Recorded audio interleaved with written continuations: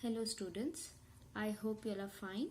So let us continue with our further topics in the networking concepts, that is the network security, which is very important and the interesting concept.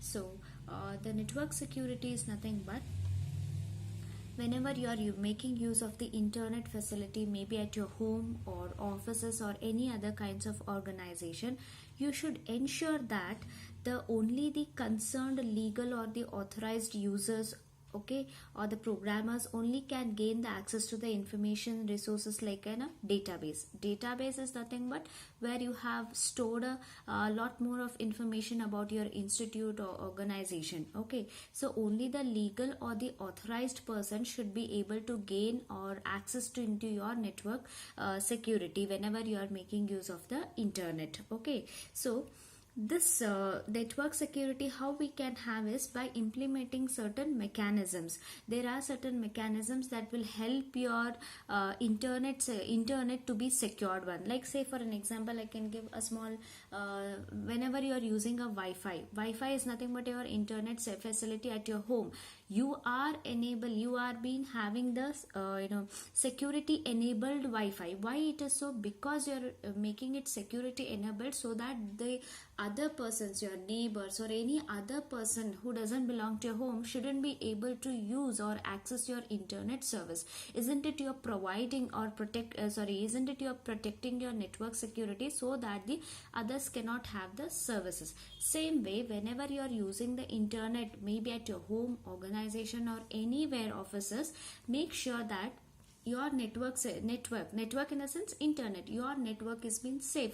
Only the genuine user can have, or only the authorized user can gain access to the network or the internet services. Then how you can implement this, how you could make out he or she is a genuine user? By implementing certain control mechanisms. Okay, those control mechanisms will ensure that only the authenticated users will get the access to the resources to which they are entitled. Certain control mechanisms I can name as authorization, authentication, encrypted smart cards, or the biometrics, or the firewalls. Okay, such things if you are implementing in your network security, then you can protect your network security from the other people getting access to it. Okay, so before we discuss with those mechanisms, let us understand what may the problems encountered in our network security, what all different kinds of problems we may encounter in our network. So this is what is about we had to discuss today, that is a network security. So there are generally three different kinds of problems where our network at home or the offices or any other institutions may face. The first one is the physical security holes. So what is this physical security holes? Is that when an individual gain any unauthorized physical access to the computer, suppose for an example, there is a chance for any other persons can gain an access to our computer system, and he or she may misuse the files which are there in our computer systems. Usually hackers will do it by guessing the passwords, whatever the password we have kept. So they will guess the password and they may get an access to our computer system.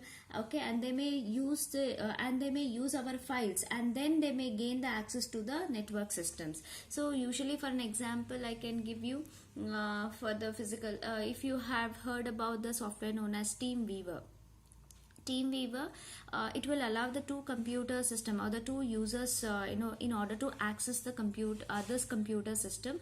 If they are sharing their IP address, means if I share my IP address of my computer system through that TeamViewer to one of my friend, that one of my friend may completely gain access of my computer system.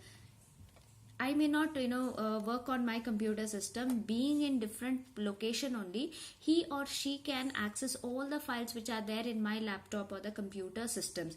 Now this is what is kind of a physical security holes. Physical security holes means you are making any individual can crack the password what you have put here, what you have put for your laptop, and then he may tamper the files or the data which you have stored in your laptop or the computer system. So this kind of loopholes, we can call it as a physical security loopholes. Next one is the software security holes. Software security holes in the sense there may be certain badly written programs. Usually they are being known as the virus.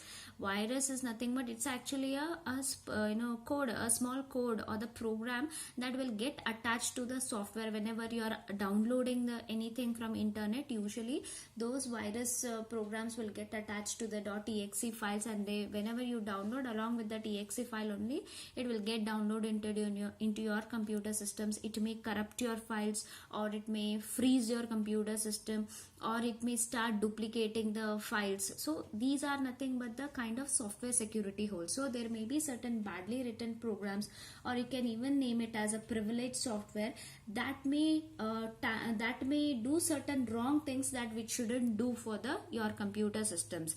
Okay, like duplicating the files, or it will help you to corrupt your laptop system, or it may pass certain, it may take certain credentials from your laptop or the computer system, and it may pass to some other people. So this kinds of problems where the viruses are getting installed into your computer system, such kinds of, whenever you connect for the internet connection, obviously there is a chance of getting virus into your system. So that's why we always say that to have the antivirus. So these kinds of problems, whenever you are encountering, they are actually referred to the software security holes. Next one is inconsistent usage holes. Inconsistent usage holes means when a system administrator will assemble the combination of the hardware and the software that are not compatible with each other. If the hardware and the software, if they are not compatible with each other, obviously there would be no question of having the security at all, isn't it? I can give an example. If I make the two persons to talk with each other, but they doesn't know each other's language, then whether the communication can happen? No, right? So same way, the hardware and the software, when I combine them, if they are not compatible with each other, then that particular system will never have any kind of security at all.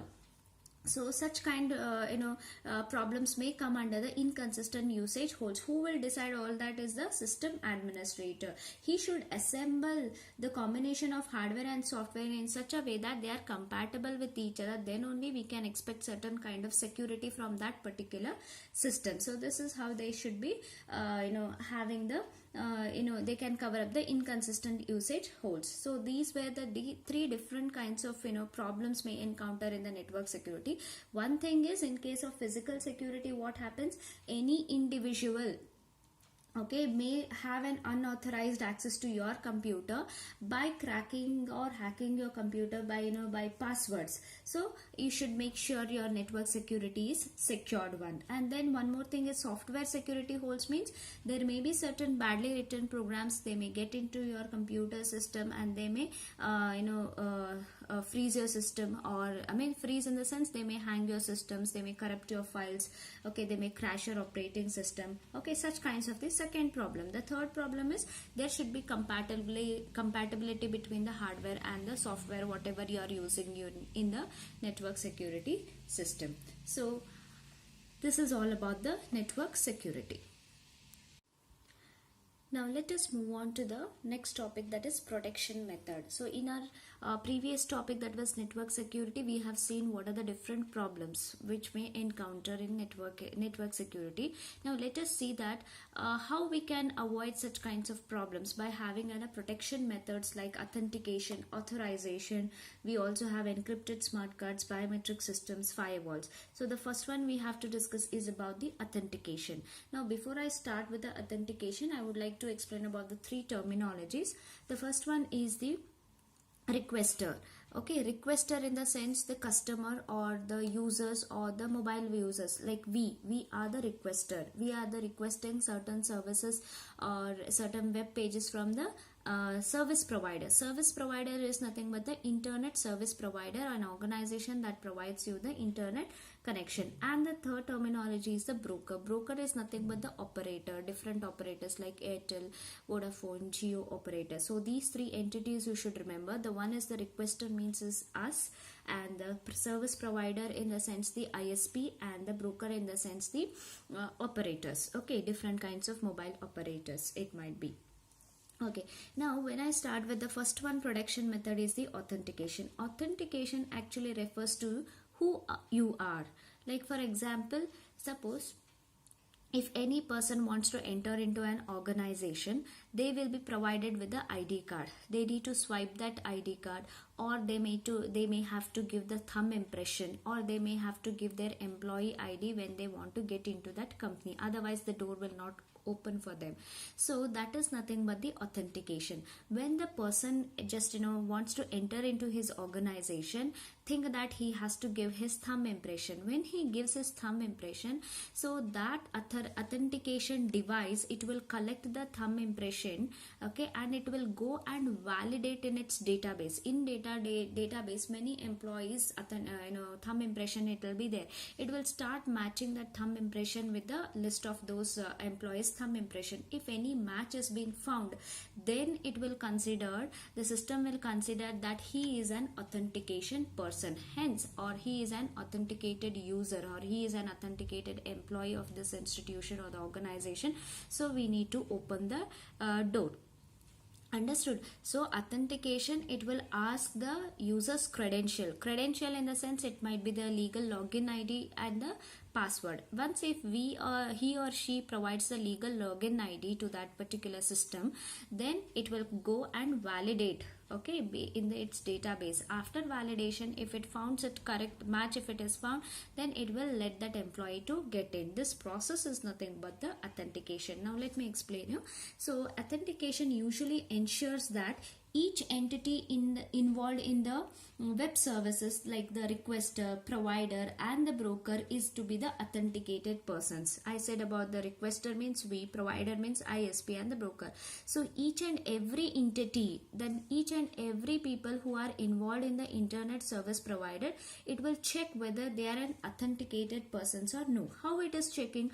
Authentication usually accepts the credential from the entity means all the three persons, okay. It will accept the credential from the requester, validate them against an authority. Authority is nothing but the database, where exactly the all previous before only it will be collecting all the thumb impressions of all the employees, or the legal login ID and the passwords, right? So it will accept the data from credential from that particular user, and it will go and match against the authority or the database. Then we can also term this authentication as the password protection, as the authorized user is asked to provide the valid password. If he or she provides the valid password, then he or she will be considered as an authenticated user. I hope you can understand what is authentication. Authentication is nothing but it will validate who you are actually, if whether you are a genuine employee of that organization, or whether you are a genuine person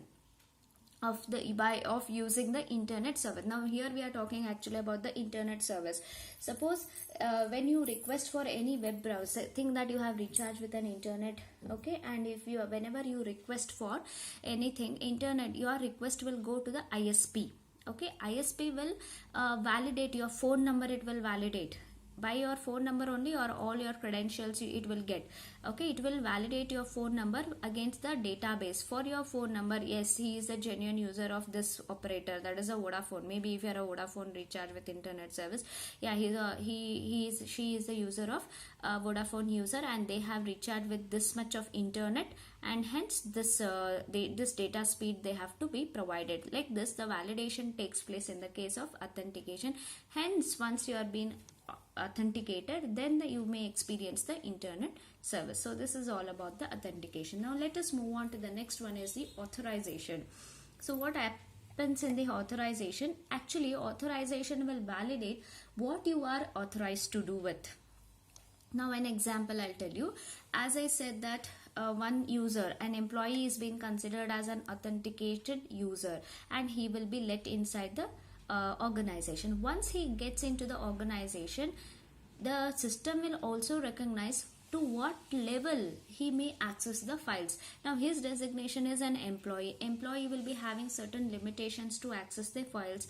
Before to that the higher authority will be the manager, their access level will be different. Again, the higher authority directors, their access level will be different. Like this, which one which one will identify what is their access level is nothing but that process is nothing but the authorization. Okay, so this authorization will actually determine whether the service provider has granted the access to the web service to the requester or no. As I said in the example, whenever you ask for the internet services, whenever you say you type it in the Google, whenever you type it and when you request for facebook.com, your request will go to the ISP will validate it. Previously it has validated, yes, you are a Vodafone user, okay, you have an internet connection. And in case of authorization, what it will validate is that to what plan you have recharged with and what should be your data speed. Okay, what should be your data speed, it will authorize. It will determine whether the service provider has granted, whether the ISP has granted for you to use the internet service which is being requested by the user. And how it will be done is authorization will confirm the by asking the service requester's credential. Here also it will be asking the credential to provide the password. Okay, usually authorization is being performed by asking the user legal login ID. It will ask, okay, if he or she provides a legal login ID, then she will be considered as an authorized user. You may get confused with authentication and authorization. You just remember authentication is nothing but it will validate who you are. Okay, just whether you have recharge with internet connection or no and which operators you belong to, that will be done in the authentication. Like it will verify whether you are a genuine user, all the three entities, user as well as the service provider as well as the broker. Then in case of authorization, to what plan you have recharged with, what data speed you should get, what is the access level for you to provide the internet services will be decided by this authorization. Okay, both will be asking for the passwords or the legal login ID. Once you provide it, then he or she will be considered. Firstly, authentication will take place, so he will be considered as an authenticated user. Then he will be provided with some authorization depending upon how much amount of recharge he has done. So I hope the topics authentication and authorization protection methods are clear to you all, and as well as the previous topic, that is the network security. So which are the different kinds of loopholes may occur in the network security and how we can overcome by using these protection methods. So these topics are clear to you, and further still more certain protection methods are there, like encrypted smart cards, biometric systems and firewalls. So these topics we will discuss in our next further video. So till that, listen carefully the video and solve the questions accordingly which will be given in the assignment. Okay, so take care. Okay, thank you.